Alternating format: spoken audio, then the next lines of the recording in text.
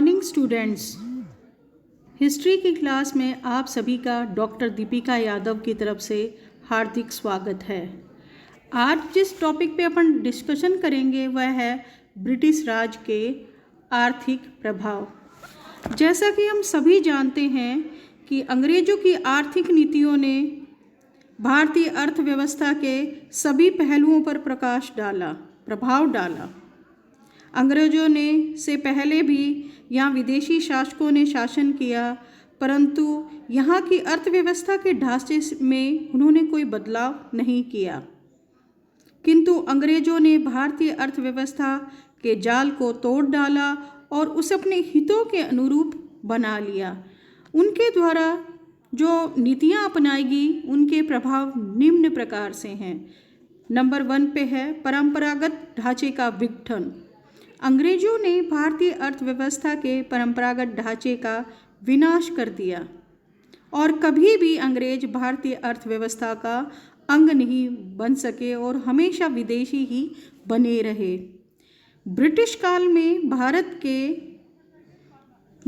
में सभी आत्मनिर्भर जो गांव थे वह उनकी आत्मनिर्भरता समाप्त हो गई। न्याय का कार्य जो पहले पंचायत करती थी उनके स्थान पर सरकारी न्यायालयों ने ले लिया। यहाँ तक कि जंगल कानून बनाकर चरागाहों व तथा वनों की भूमि का निःशुल्क प्रयोग भी बंद कर दिया। अतः प्राचीन काल से चले आ रहे घरेलू उद्योग धंधे अब समाप्त होने लगे। इसका जो सेकंड पॉइंट है वह है घरेलू उद्योगों का ह्रास। अंग्रेज़ों की नीतियों के कारण भारत के घरेलू उद्योग पतन के गर्त में जा गिरे। यहाँ के बुनकरों और शिल्पकारों का नाम सारी दुनिया में विख्यात था। उनके द्वारा निर्मित वस्त्र व सामान विदेशों में हाथों हाथ बिक जाता था और उसकी बड़ी डिमांड थी। परंतु ब्रिटिश काल में भारत में मशीनी वस्तुओं का आगमन प्रारंभ हुआ, जिसके कारण उद्योग धंधे जो कुटीर उद्योग धंधे थे वह नष्ट हो गए। लाखों की संख्या में कारीगर बेरोजगार हो गए। सूरत, ढाका जैसे बड़े शहर पूरी तरह से उजड़ गए। इसके बाद जो नेक्स्ट पॉइंट है वह है कृषि पर अत्यधिक बोझ। भारतीय घरेलू उद्योग धंधों के विनाश के कारण कृषि पर दबाव बढ़ने लगा, क्योंकि इन उद्योगों से निर्वासित कारीगर कृषि की ओर रुख कर गए। लोहा, कपड़ा जैसे सूती, रेशमी, ऊनी वस्त्र, मिट्टी के बर्तन, शीशा, कागज, चमड़ा उद्योग और रंगाई इत्यादि के से संबंधित उद्योग तेजी से समाप्त हो गए। अतः कृषि पर अनुचित दबाव पड़ा। दूसरी ओर सरकार कृषि की स्थिति को सुधारने में भी कोई अपनी रुचि नहीं दिखाती थी। नेक्स्ट पॉइंट है बेटा किसानों की दरिद्रता। अंग्रेजों की आर्थिक नीतियों के फलस्वरूप किसान की हालत बद से बदतर होती चली गई, वह और गरीब होते चले गए। सरकार किसानों से अधिक कर नकदी में लेती थी। किसानों के पास पेट भरने और अनाज के लिए भी उचित अनाज नहीं बच पाता था, अतः वह और दरिद्र होते चले गए।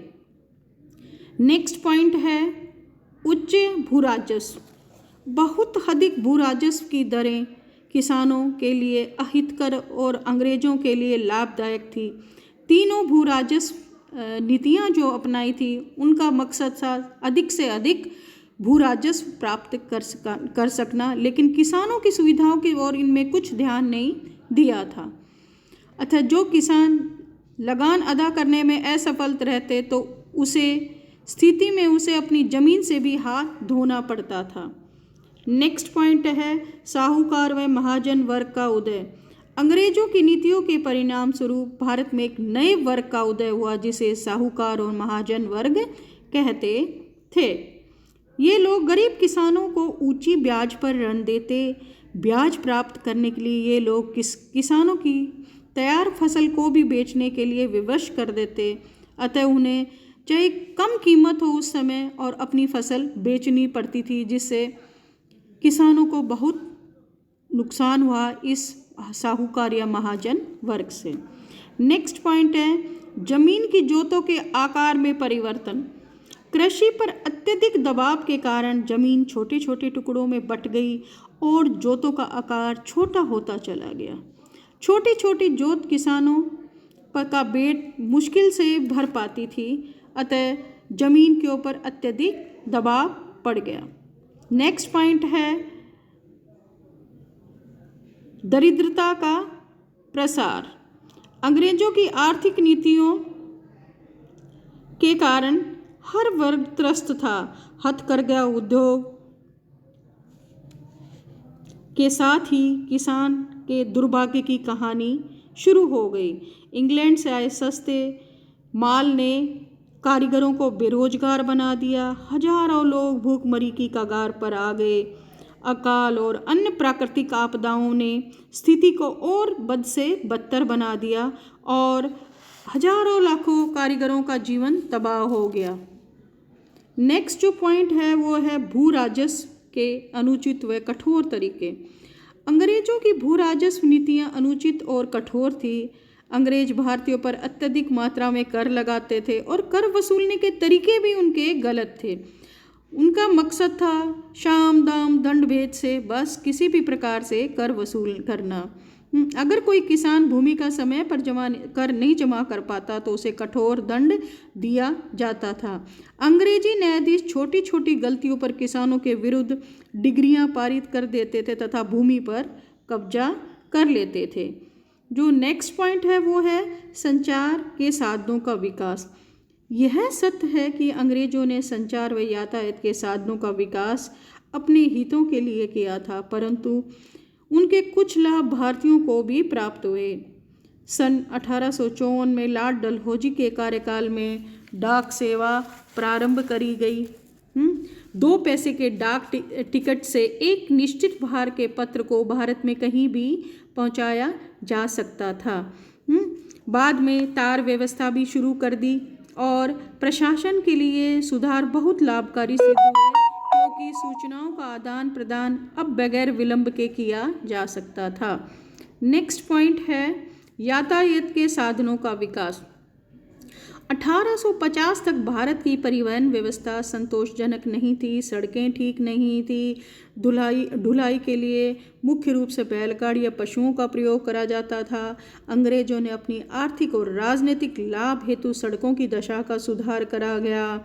मुख्य नगरों को बंदरगाहों से सड़कों के द्वारा जोड़ा गया और ताकि आराम से बंदरगाहों से सामान अंदरूनी भागों में लाया और पहुंचाया जा सके। बाद में भारत में रेलों का विकास सन 1853 में प्रारंभ हुआ। पहली रेलगाड़ी बम्बई और ठाणे के बीच सन 1853 में हुई और धीरे धीरे करके संपूर्ण भारत में रेलों की लाइनें बिछा दी गई। 1905 तक भारत में रेलों की लंबाई 45,000 किलोमीटर हो गई थी। भारतीय समाज में जाति प्रथा के बंधन को कम करने और राष्ट्रीयता आंदोलन को राष्ट्रव्यापी बनाने में रेलों का भी मुख्य योगदान रहा है। नेक्स्ट जो पॉइंट है वह इंग्लैंड की ओर धन प्रवाह। अंग्रेजों की आर्थिक नीतियों का सबसे महत्वपूर्ण प्रभाव यह निकला कि उन्होंने अपनी नीतियों से भारत में धन का प्रवाह इंग्लैंड की ओर मोड़ दिया और जो कि लगभग 1 शताब्दी से भी अधिक समय तक चला। दादा भाई नारोजी के अनुसार 30 से 40 करोड़ पाउंड की धनराशि जो थी प्रतिवर्ष इंग्लैंड चली जाती थी। अंग्रेज अधिकारियों और कर्मचारियों ने भारी मात्रा में अपने पेंशन, बचत, अन्य तरीकों से कमाया हुआ धन इंग्लैंड भेज देते थे। युद्धों व सेना पर जो व्यय होता था उसका भुगतान भी भारतीय खजाने पर से किया जाता था। इंग्लैंड के पूंजीपति और साहूकारों ने जो धन का निवेश किया था उसके ब्याज और मुनाफे के रूप में भी एक बड़ी धनराशि इंग्लैंड को अदा करी जाती थी। इन सब से यहाँ इंग्लैंड समृद्ध होता गया और भारत की स्थिति और अधिक दयनीय होती चली गई। नेक्स्ट पॉइंट है नए नए नगरों का उदय। अंग्रेजों ने हालांकि जो नगरों का उदय हुआ था वह सब अंग्रेजों की अपने हितों के लिए हुआ था। बंगाल, बिहार और उड़ीसा उनकी गतिविधियों का मुख्य केंद्र और शुरुआती केंद्र थे। कलकत्ता और उसके बाद मद्रास का भी बहुत विकास करा गया। उसके पश्चात आंतरिक भागों में भी औद्योगिक नगरों का उदय हुआ। इसके प्रमुख रूप से अहमदाबाद, कानपुर, सूरत शामिल थे। नेक्स्ट पॉइंट है बैंकों की स्थापना। ब्रिटिश पूंजीपतियों व साहूकारों ने अपने धन को बैंक व अन्य कर्ज देने वाली संस्थाओं में लगाया, जिससे भारत में वित्तीय संस्थाओं जैसे बैंक तथा बीमा कंपनियों का प्रचार व विकास हुआ।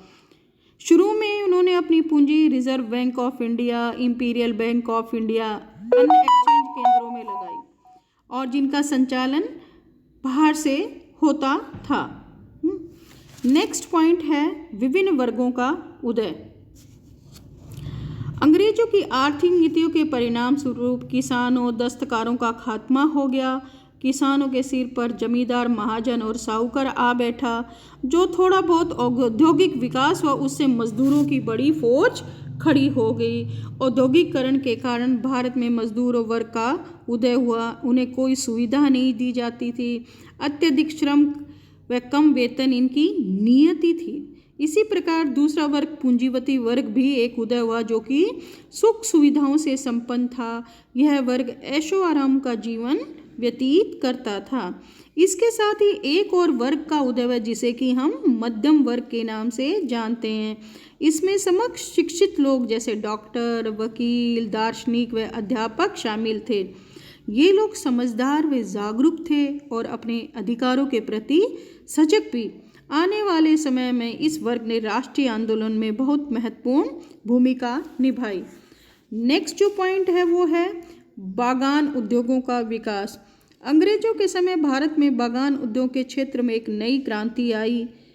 बंगाल, बिहार में नील की खेती करने हेतु बड़े बड़े बागानों की स्थापना हुई। 1850 के आसपास चाय बागान के उद्योग स्थापित शुरू करने लगे और जल्द ही उद्योग भारत का सबसे बड़ा बागान उद्योग बन गया। इसके साथ साथ रबर, कॉफ़ी का भी उत्पादन शुरू करा गया। परंतु यहाँ काम करने वाले मजदूरों की दशा बहुत खराब थी और उनकी जो दशा थी वो एक तरह से दास व बंधुआ मजदूरों जैसी थी। नेक्स्ट पॉइंट है जो वो है राजनीतिक कारण। अंग्रेजों की नीतियाँ का एक और परिणाम यह भी निकला कि भारत राजनीतिक रूप से जागृत हो गया। अंग्रेजों ने हर तरीके से भारत का शोषण किया। गैर कानूनी अनुचित तरीके से यहाँ की अर्थव्यवस्था को तबाह कर दिया।